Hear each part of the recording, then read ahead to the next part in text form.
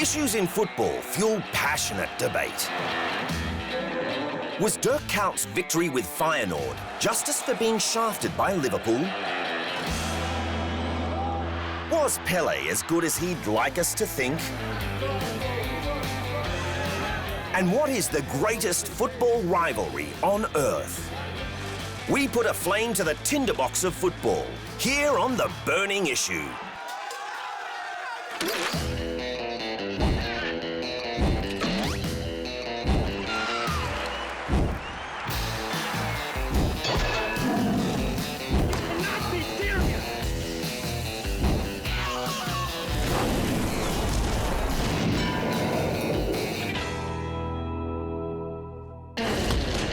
Dirk Kuyt gave Feyenoord its first title in 18 years and secured his legend.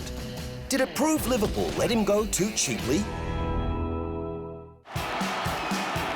When Feyenoord secured the Eredivisie title in 2017 for the first time in 18 years, it sent tens of thousands of fans into a frenzy on the streets of Rotterdam. But really, the moment belonged to one man. Veteran captain Dirk Kuyt. The Dutchman, who played with Feyenoord from 2003 to 2006 and returned in 2015, scored a hat-trick in the 3-1 victory over Heracles to lift the plate.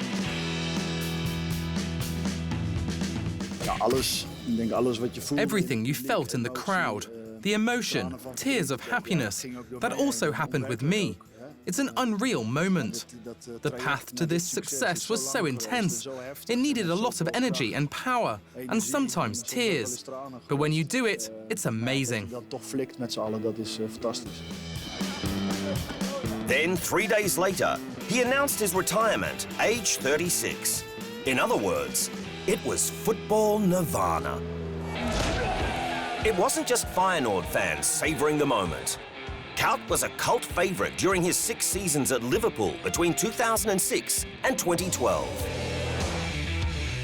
Famous for his Herculean work ethic at Anfield, often lapping teammates during training, Kuyt shone in big moments, scoring a hat-trick against Manchester United in the 2011 FA Cup tie and scoring in the 2007 Champions League final against AC Milan, although the Reds finished runners-up. The genuine-natured Kuyt embraced everything Liverpudlian. But for all his blood, sweat and tears, in his final season, he found himself playing more peripheral roles under manager Kenny Dalglish. Finally disillusioned, he ended his contract a year early in 2012 and signed with Turkish side Fenerbahce for a measly €1 million. It really was a tragic, cheap shafting. The fairy tale Kuyt wrote with Feyenoord in 2017 is deserved on so many levels. Payment for his services to the game and for being nudged out of the Premier League. Football nirvana, indeed. After the break, of all the great football rivalries on earth, there's one that looms largest of all.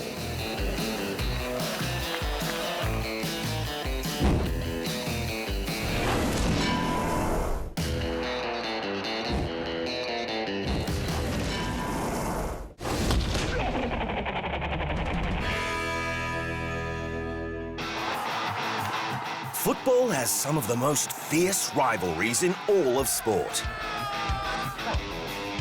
Like the Old Firm derby between Glasgow's Celtics and Rangers, with over 100 years of history, often producing dark, violent patches, supporters representing opposing political and religious poles.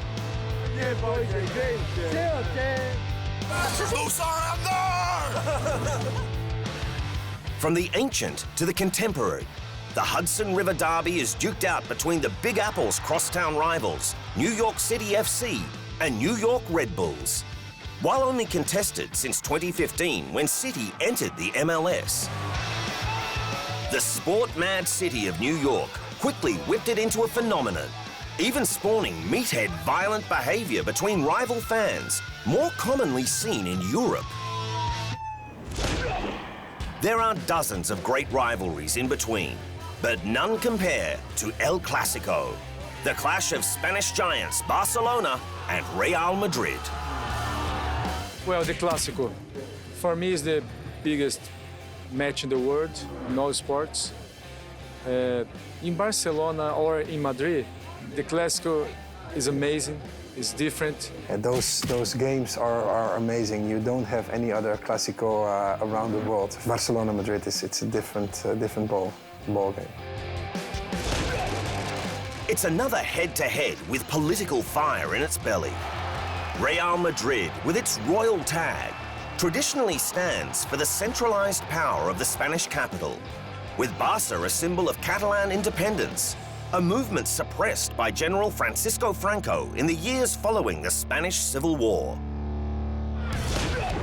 The rivalry has lost none of its potency in the modern era, which Luis Figo discovered firsthand when the Portuguese transferred from Barcelona to Real Madrid in 2000 for a then record 62 million euros. Ballon d'Or winner that year, Figo went from Barca's great champion to its most despised, once having a pig's head thrown at him while taking a corner at Camp Nou. Another record-breaking transfer in 2009 created one of the greatest matchups in football. Cristiano against Messi, that's the real. Debate has raged over whether Cristiano Ronaldo or Lionel Messi is the best player on earth. There are arguments for both, but there's no stage more fitting for the two to go head-to-head than El Clásico. In April 2017, it was Messi who stepped up with his 500th goal for Barcelona to help seal a 3-2 victory, which Catalan street artists wasted no time commemorating. It's the kind of thing that reaches the far corners of the globe. Later in 2017, El Clásico wasn't fought at Camp Nou or the Bernabeu, but Miami, Florida, of all places. We are sure that we are going to enjoy a fantastic match with all our stars here in Miami. Barca fans were treated to Messi, along with Luis Suarez and Iniesta, doing the rounds prior to the game. Having said El Clásico is the Ronaldo-Messi show, America was denied, the Portuguese announcing that a hectic schedule with new twins and a court case over tax evasion allegations prevented him from attending. The so-called friendly was still a blinder without him. Barca getting up 3-2, goals to Messi, Ivan Rakitic, and Gerard Piqué doing the damage. But Real prevailed when it counted by winning the Supercopa de España the following month, extending their lead over the Catalans in the overall wins ledger. Rival clubs create some of the most memorable moments in football the world over, but none are more honored and adored than those of El Clásico. Sure, Pelé's career was amazing and his achievements legendary. But do they need a reality check?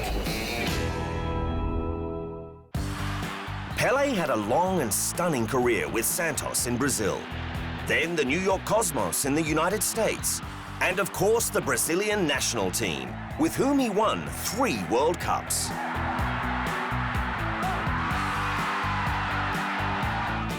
He was so good that even at 76 years old, he felt a hip replacement was the only thing keeping him out of the national squad. I was talking with the coach. I said, listen, unfortunately, I cannot play the next game. To his credit, he's widely regarded as the greatest player the game has ever seen. Nothing seems to put off this Brazilian star. Perhaps best known for those World Cup victories, he's become the godfather of football's greatest tournament, officials rolling him out for the countdown to Russia 2018. But he's not the warmest patriarch. So used to Brazilian standards, when the new guard were ousted 7-1 by Germany in the semi-final of the 2014 World Cup, the great man passed harsh judgment. This is something who only God can explain what happened, you know.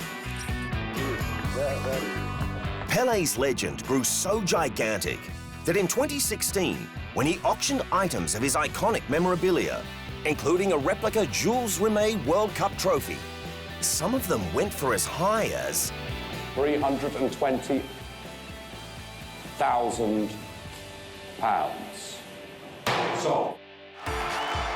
So Pelé has become immortal. While he deserves most of the worship, some of the details in his grand career have been blown out of proportion and could do with a reality check.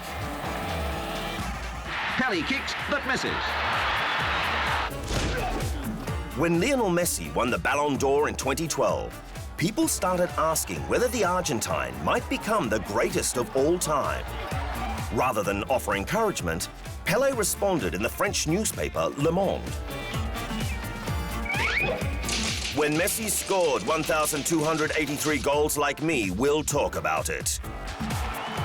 But here's the thing. Some records have Pelé at 1,283 career goals, but officially, he scored 757 goals. 526 of them were in unofficial games, including in the 6th Coast Guard with the Brazilian Armed Forces.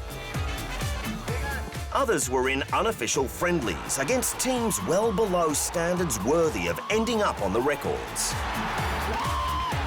Sure, 757 goals is off the planet, and he did score them in only 812 games. But let's get it right. Of the 318 goals Messi had at the time of Pelé's challenge, scored across Barcelona and Argentina games, they were in an official setting. There's also the huge stamp of Pelé winning those 3 World Cups of 1958, 1962, and 1970. In the 1962 Chile World Cup, Pelé injured himself in the second game against Czechoslovakia and was forced to sit out the rest of the tournament. So it was his teammates who got the job done, yet Pelé has always been lumped in the same winning squad. Speaking of those World Cups, for all the hype over Pelé's performances when he was playing, he was never top scorer. Although he was also injured in the 1966 World Cup, where Brazil was eliminated in the first round at the hands of Portugal, when he was healthy, he was massively outscored. Again, we're not saying Pelé doesn't deserve his legendary status. For all the attention he draws to himself, the great man has also devoted huge amounts of energy to charity in his later years. It's just that every legend needs a reality check from time to time, even Pelé's. After the break, is the UEFA Elite Coaches Forum really just a big ego trip?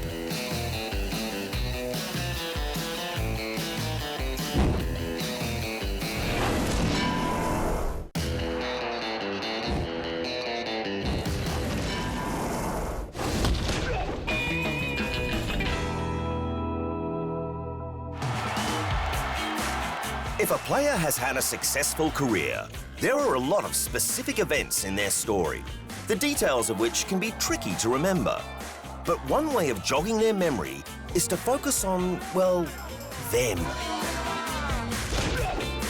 Former Dutch striker Patrick Kluivert has plenty of glory to hang his hat on. When asked which team he scored a hat-trick against at Euro 2000, Kluivert found his own feat easy to recall, but the work done by his teammates, well, that was pushed further to the background. Yugoslavia. That's correct. Do you know what the score was? 6-0, 5-0, 5-1, 4-0. 6-1. Oh my God. Still very bad. You don't have to remember the conceded goals. Just no, goal. just my own goals and winning. Another player with broad success is German-born Ghanaian Kevin Prince Boateng. By the time he signed with Eintracht Frankfurt in 2017, the journeyman had played with Hertha Berlin, Tottenham, Portsmouth, Schalke, Milan, and Las Palmas, and was one of 3 players to score in 4 of the 5 top European leagues. But when asked who were the other 2 players,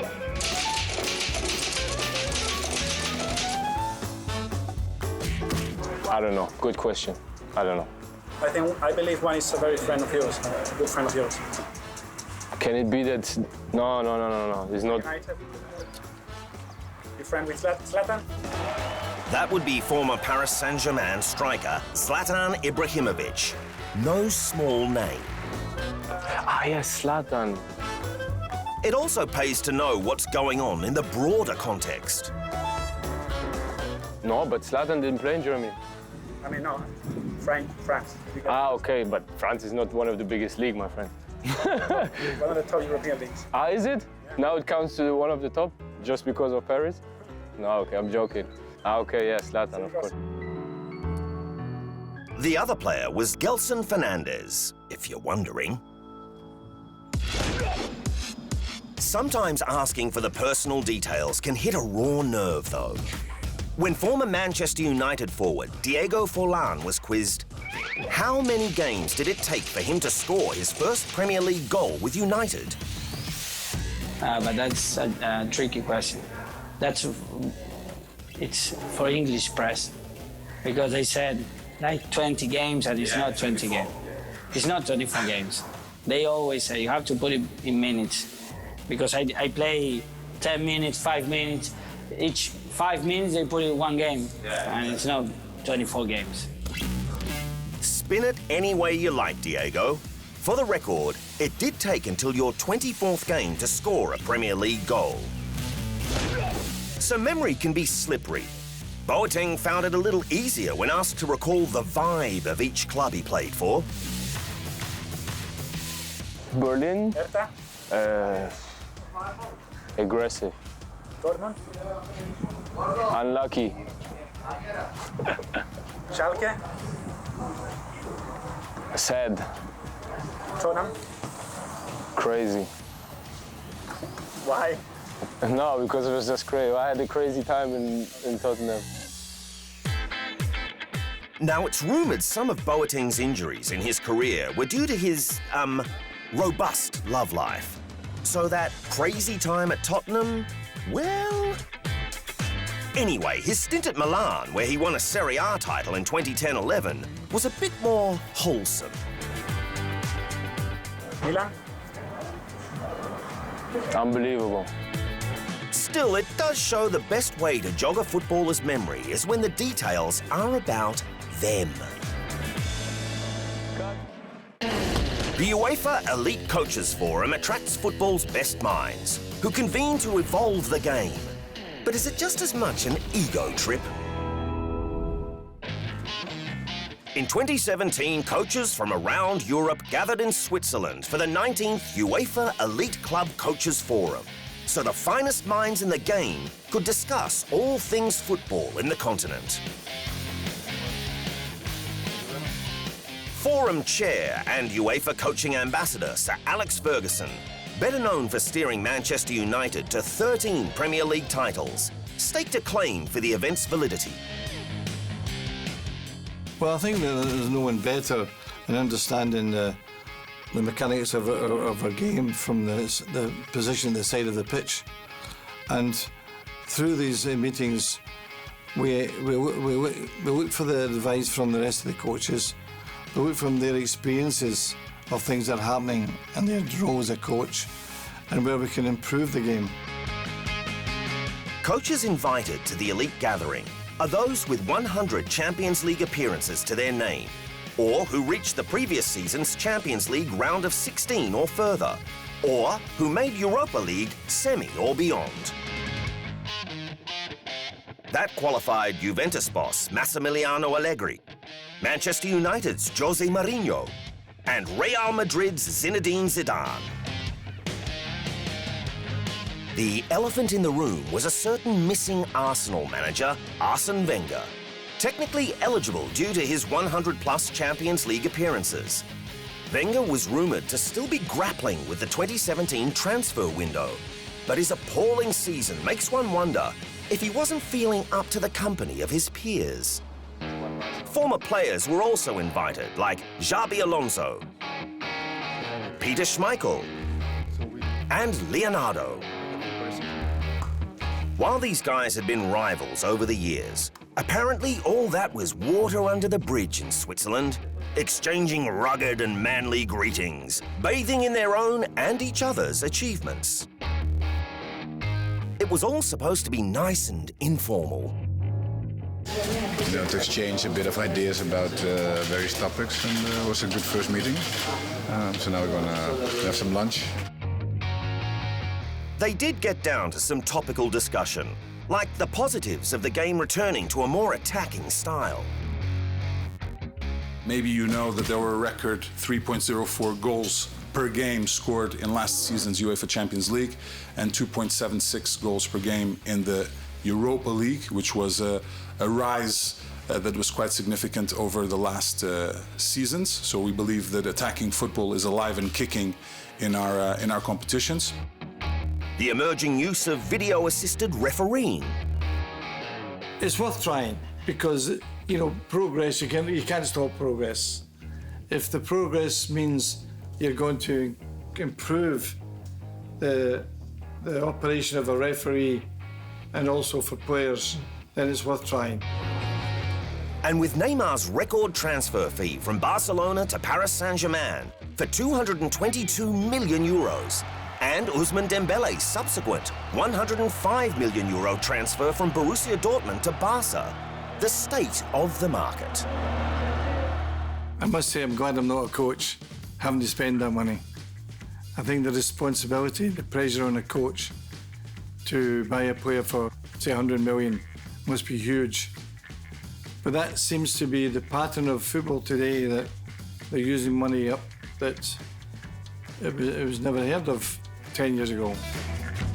Now here's the thing. There has to be a fair expense to flying these guys in from all over Europe and hosting them.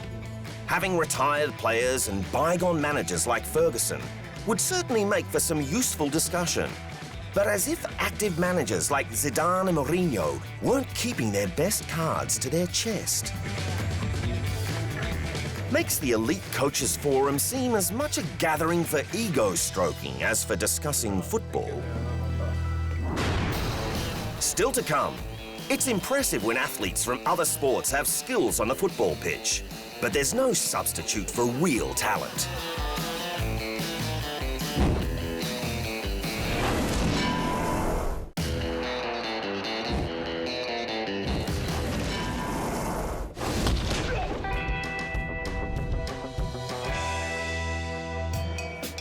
Every now and then, star athletes from other sports, perhaps so used to hearing the word yes, feel they can switch over to the world game. Sprint legend Usain Bolt said many times that when he retired from athletics, football might be an alternative career. I'm not going to say I'm going to be the best footballer in the world, but I'll be at a good level, I would say. You know what I mean? Maybe at Wayne Rooney level, you know what I mean? Just saying. A long-time Manchester United supporter, Bolt even backed himself to break new ground. How many Jamaicans have played for Manchester United? Jamaicans? Jamaicans. I played in the Premier League. Yeah. The whole Manchester United. None. Right? Maybe you could address one. Yeah. Any closer I'll be happy to play for Manchester United. Bolt always had boundless self-belief. Well, my motto is anything is possible. Don't think limits. But when you see the big man on the pitch, Man U seems a very long way away. To be fair, he was at a slight disadvantage. Imposters like tennis champ Novak Djokovic have also been seen crossing over, as has F1 driver Felipe Massa, who was actually pretty handy here at an exhibition match in the lead-up to the 2017 Italian Grand Prix.